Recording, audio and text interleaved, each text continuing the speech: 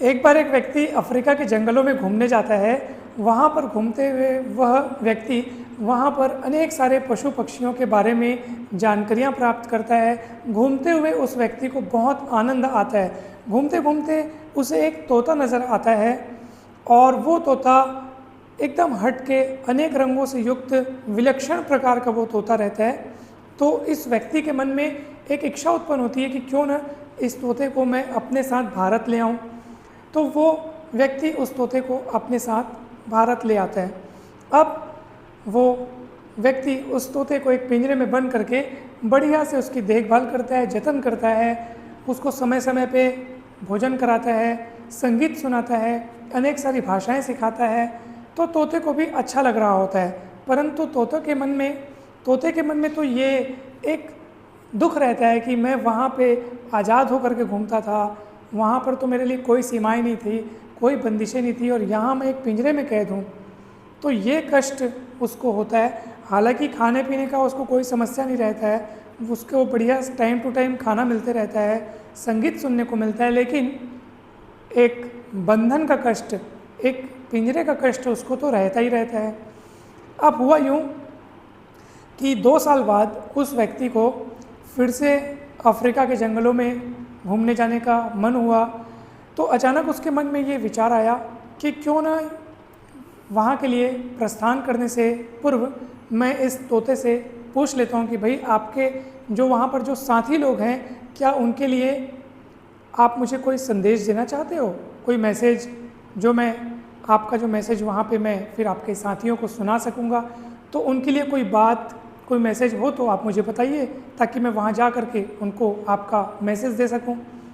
तो तोता उस व्यक्ति से कहता है कि ज़्यादा कुछ तो नहीं, बस आप सभी को मेरा प्यार भरा नमस्कार कहिएगा, सभी को ये बताइएगा कि मैं यहाँ पे कुशल पूर्वक हूँ, सही सलामत हूँ, बहुत अच्छे से आनंद में रह रहा हूँ और बहुत सुखपूर्वक मैं अपने जीवन को जी रहा हूँ। तो वो व्यक्ति बोलते ठीक है, मैं आपका ये मैसेज आपके साथियों को बतला दूंगा। फिर वो व्यक्ति जाता है अफ्रीका के जंगलों में, उस तोते के साथियों से मिलता है, जहाँ से वो इस तोते को लाया रहता है वहीं उसी स्थान पर जाता है। तो उस तोते के अनेक साथी तोते वहाँ पे रहते हैं और ये व्यक्ति इस तोते का मैसेज वहाँ पे सबको सुना रहा होता है।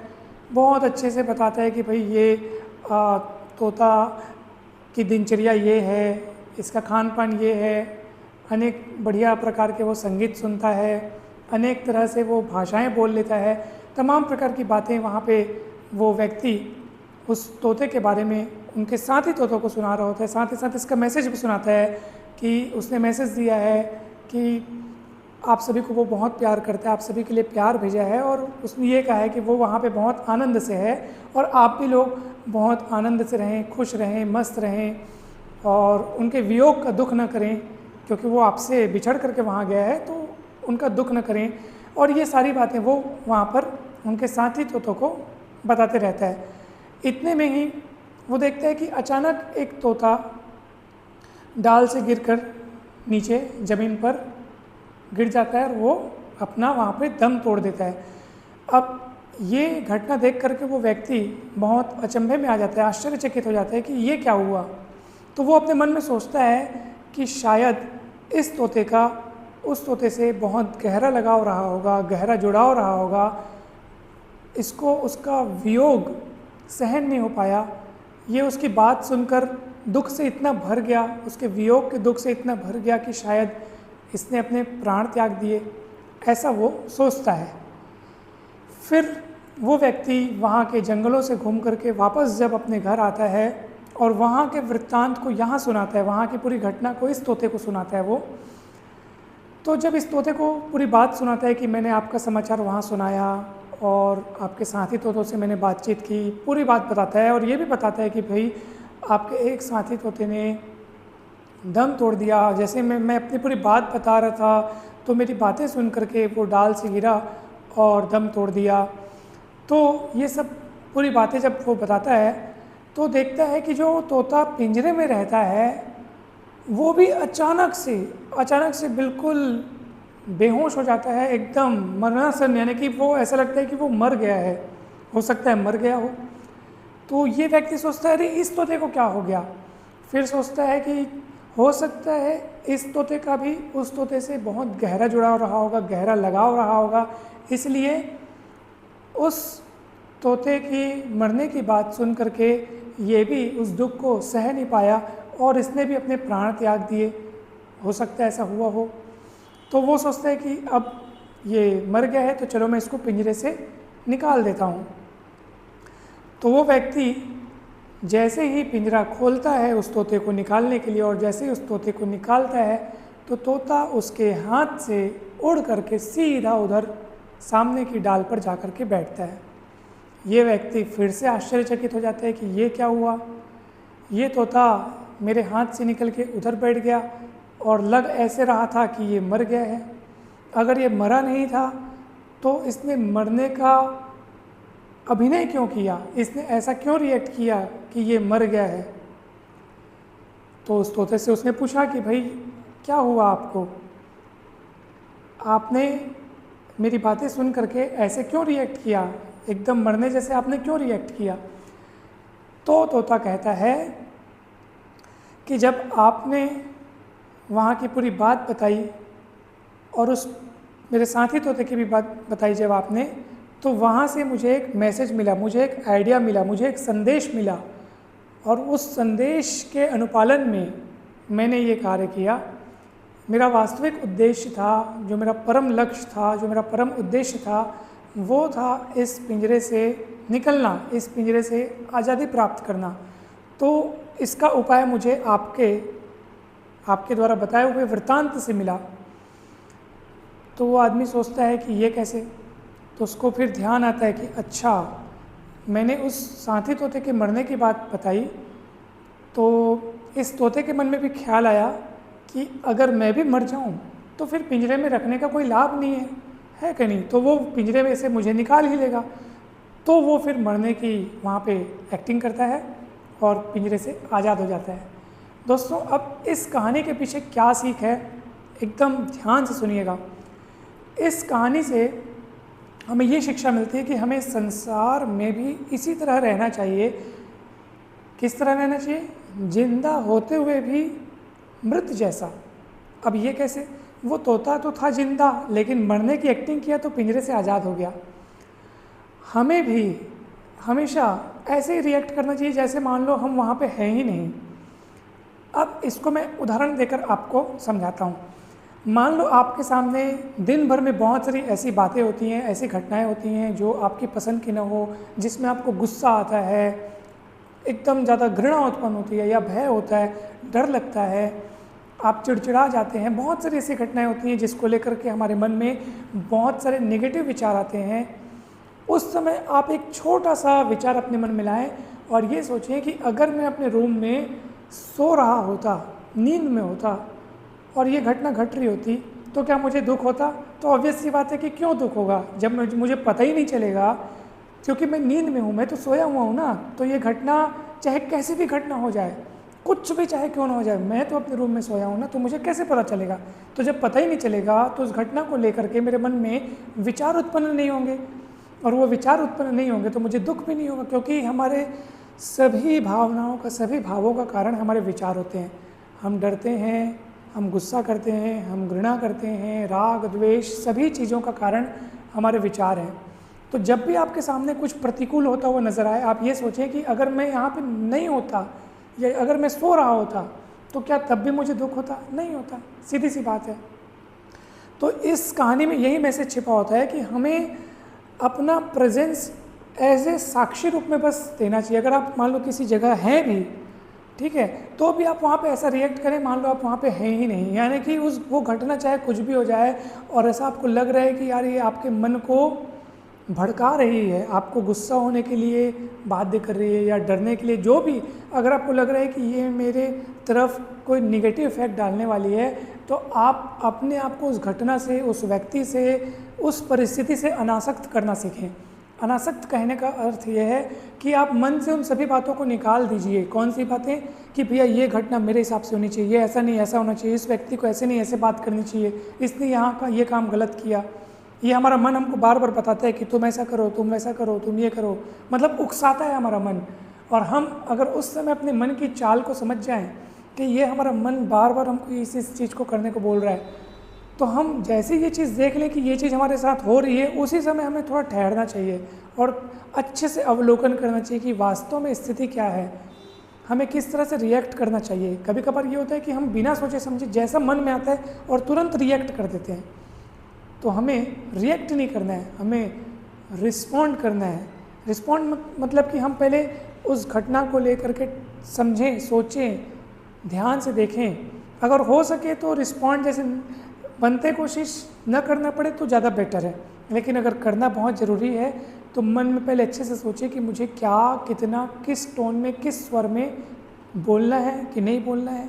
ये अच्छे से जब हम सोच लेंगे तो हम अनेक सारी परेशानियों से बच जाएंगे। दोस्तों, वास्तव में कोई भी घटना, कोई भी परिस्थिति अच्छी, बुरी, सुखदायी, दुखदायी नहीं होती है, हमारे विचार उसको ऐसा बनाते हैं। दोस्तों, जैसे उदाहरण के लिए मान लीजिए अभी मैं यहाँ पे हूँ, ठीक है, जैसे कि अभी हूँ यहाँ पे, और मान लीजिए कहीं किसी दूर शहर में कोई अचानक कोई ऐसी अनहोनी घटना हो गई जिसका ताल्लुक़ मेरे से है। जैसे मान लो कोई बहुत ही करीबी रिश्तेदार जो कि दूर रहता है, अचानक उसको कुछ हो गया, ठीक है, अभी मुझे पता नहीं चला है, अब उसको वहाँ कुछ हो गया, क्या मुझे दुख होगा?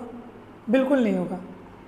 क्यों नहीं होगा? क्योंकि मुझे पता ही नहीं चला है। इसका मतलब वहाँ कुछ बुरी घटना घटी है, वो घटना मेरे लिए दुखों का कारण नहीं है। अगर वो घटना मेरे लिए दुखों का कारण होती तो घटना के घटते ही मुझे दुख होना चाहिए था, लेकिन ऐसा नहीं होता है।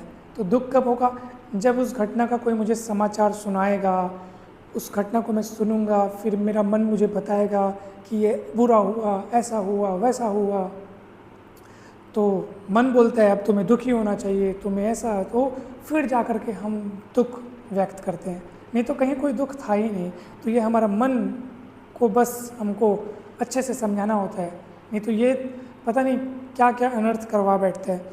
इसलिए महान संत लोग कहते हैं कि जीवन को एक स्वप्न की तरह देखो, किसी भी चीज़ को सत्य मत मानो, क्योंकि वास्तव में कोई भी चीज़ सत्य है ही नहीं। हर चीज़ तो पल पल बदल रही है। ये हमारा शरीर भी पल पल बदल रहा है। कोई व्यक्ति सुबह कुछ और बोलता है, शाम को कुछ और बोलता है। कोई चीज़ हमको सुबह अच्छी लगती है, शाम को अच्छी नहीं लगती है। रसगुल्ला जैसे मेरा बहुत फेवरेट है, ठीक है, अब एक रसगुल्ला खाऊंगा, दूसरा, तीसरा खाऊंगा, 10 खाने के बाद मुझे उसी चीज़ से एकदम अरे भैया बस करो। मतलब जो चीज़ आपको कुछ देर पहले बहुत प्रिय लग रही थी, थोड़ी देर बाद वो नापसंद होने लगती है। संसार की हर चीज़, हर घटना, हर व्यक्ति, हर वस्तु वैसी ही है कि आपको हमेशा किसी भी चीज़ से हमेशा के लिए खुशी नहीं मिलेगी। एकमात्र आप हमेशा के लिए आनंद चाहते हैं तो उसके लिए आपको भीतर मुड़ना ही होगा और अपने ज़िंदा होने के एहसास को बार बार महसूस करना होगा। इसके लिए आपको अपनी सांसों पर ध्यान लगाना होगा। जब आप ये सोचेंगे कि हाँ मैं खुश हूँ और मैं जिंदा हूँ और मैं भगवान द्वारा बनाए हुए इस संसार का अनुभव कर पा रहा हूँ, इस सुंदरता को देख पा रहा हूँ, संसार में हूँ लेकिन संसार मुझ में नहीं है। दोस्तों, यही बहुत बड़ा दर्शन है। आप संसार में रहें लेकिन संसार को अपने भीतर मत घुसने दें। और ये कैसे संभव है? आप ये मान के चलें कि मैं संसार में हूँ ही नहीं, जैसा कि इस कहानी का भी सारांश है कि आप मृत होने का एक्टिंग करें, तब आप आज़ाद रहेंगे। मृत होने का एक्टिंग करने का मतलब वही है कि किसी भी घटना में ज़्यादा इन्वॉल्व नहीं होना है, चाहे कुछ भी हो जाए, बस उसको दर्शक की तरह देखो, ठीक वैसे ही जैसे आप पर्दे पे किसी पिक्चर को आप देख रहे होते हो। बस हम उस पिक्चर को देखते हैं। अब वहाँ पे कितनी ही बुरी अच्छी घटनाएं हो जाएं, आग लग रही है, कहीं बम फूट रहे हैं, कहीं कुछ हो रहा है, लेकिन है तो वो पिक्चर ही, क्या हम उसे देखकर दुखी होते हैं? नहीं होते। दंगे फसाद के सीन हम देखते हैं, मतलब हम उस पिक्चर में जो कुछ भी देखते हैं हम उसको लेकर के बिल्कुल भी दुखी नहीं होते, क्योंकि हम ये जान रहे होते हैं कि जो कुछ भी चल रहा है वो एक पिक्चर है और कुछ समय बाद वो ख़त्म हो जाएगी। तो जीवन को भी हमको उसी रूप में देखना चाहिए। कौन सा जीवन हमेशा हमारा रहेगा? शरीर तो छूटेंगे और जो चेतना है, जो आत्मा है, वो तो आगे जाएगी ना। तो उसको हमको सुधारना है, हमको उसका उत्थान करना है दोस्तों। तो इसलिए बस आप रिलैक्स रह करके इस जीवन को जिएं और ये अपने आप चल रहा है। हमारे शरीर में जितनी भी प्रक्रियाएं होती हैं, क्या हमारी अपनी इच्छा से होती हैं? नहीं। हर चीज़ अपना कार्य स्वयं कर रहे हैं। हमारा श्वसन तंत्र, हमारा पाचन तंत्र सब अपने अपने प्रोसेस से, अपने अपने सिस्टम से चल रहे हैं। तो हमें इस बात को सोचना चाहिए कि ज़रूर इसकी व्यवस्था किसी न किसी ने तो की होगी, ज़रूर कोई ना कोई तो है जो ब्रह्मांड को इतने सुनियोजित तरीके से चला रहा है। तो जब आप इन बातों को सोचेंगे ना तो आप एकदम रिलैक्स हो जाएंगे। आप ये सोचेंगे कि भैया सब कुछ का भार मैं ही अपने ऊपर क्यों लूँ, और वास्तव में क्यों लें। ये हमारा अहंकार है जो हमें महसूस कराता है कि मैं ही ये सब कर रहा हूँ, मुझे ये करना है, मुझे वो करना है, मुझे इस चीज़ की जिम्मेदारी है, ऐसा है वैसा है। तो हम अपने आप को एकदम अलग मानने लगते हैं। हम वास्तव में हमको ये सोचना चाहिए कि भैया हमको जिसने इस संसार में लाया है वही सब कुछ कर रहा है, और वो सब आगे व्यवस्था भी वही करेगा, तो हम क्यों इतनी चिंता करें। तो जब आप इन सब बातों को सोचेंगे दोस्तों तो आप बहुत रिलैक्स हो जाएंगे। आप ये सोचो ना कि आज से 100 साल पहले जितने लोग यहाँ पे दिख रहे हैं, 100 साल पहले कोई नहीं था, और आज से 100 साल बाद यहाँ जितने लोग होंगे कोई भी नहीं होगा। सब चीज़ बदल जाएगा। जिस घर में आज हम रह रहे हैं वहाँ कुछ सालों बाद कोई और रहेगा, कुछ सालों पहले कोई और रहता था। तो जब हम ही स्थायी नहीं हैं, हमारा शरीर ही स्थायी नहीं है, तो फिर हम किस बात की चिंता करते हैं। जैसे हम बोलते हैं कि भाई ये व्यक्ति हमें परेशान करते हैं, ये घटनाएं हमें परेशान करती हैं, ना वो घटनाएं हमेशा रहेंगी, ना वो व्यक्ति हमेशा रहेंगे, और सब कुछ एक दिन बदल जाना है, क्योंकि बदलाव तो पल पल हो रहा है। तो फिर किस चीज़ को लेकर के इतना दुख व्यक्त करना, किस चीज़ को लेकर के इतनी चिंता करना। जीवन अपने आप चल रहा है। अगर आप सोचते हैं कि भविष्य में ये घटित ना हो जाए, वो ना हो जाए, ऐसा हो जाएगा तो क्या हो जाएगा, ऐसा ना हो वैसा ना हो, अगर ऐसा हो गया तो मैं क्या करूँगा, ऐसा हो गया तो मैं क्या करूँगा, ऐसे हम सोचते हैं। आप ये सोचिए कि आपने इसके पहले भी बहुत चिंताएं की हैं, कुछ हुआ है क्या, कुछ बुरा हुआ है क्या, कुछ नहीं हुआ है। 100 में से 99% घटनाएं जो हैं होती ही नहीं है। मतलब जिन बुरी चीज़ों को हम लोग मान कर परेशान होते रहते हैं, उनमें से 99% तो सच में नहीं होती हैं, और वो जो 1-8% होती भी हैं तो वो उतनी बुरी लगती नहीं, उतनी भयानक लगती नहीं जितनी हम लोग सोचकर कल्पना करते रहते हैं। आप खुद सोचिए, जो घटनाएं जिनको लेकर आप चिंता में थे, वो घटनाएं कब की आई गई हो गई, और जीवन कितना बढ़िया तरीके से चल रहा है। कुछ हुआ है, कुछ नहीं हुआ है, और आगे भी ऐसे ही होगा, कुछ भी नहीं होने वाला। हम ये सोच कर चलें कि भैया कुछ भी हो जाए दुनिया में, हम ऐसे ही रहेंगे, क्या दिक्कत है। भैया जिसने जीवन दिया है वो जीवन को चलाने के लिए आवश्यक साधन, आवश्यक चीज़ें की व्यवस्था कर ही देगा। हमको बस अनासक्त भाव से अपने कर्म करते जाना है, काम करते जाना है और खुश रहना है। बस जब आप इन चीज़ों को सोचेंगे तो आप हमेशा हमेशा खुश रहेंगे। कोई भी चीज़ आपको कभी भी भयभीत नहीं कर पाएगी। एकदम रिलैक्स रहेंगे दोस्तों आप।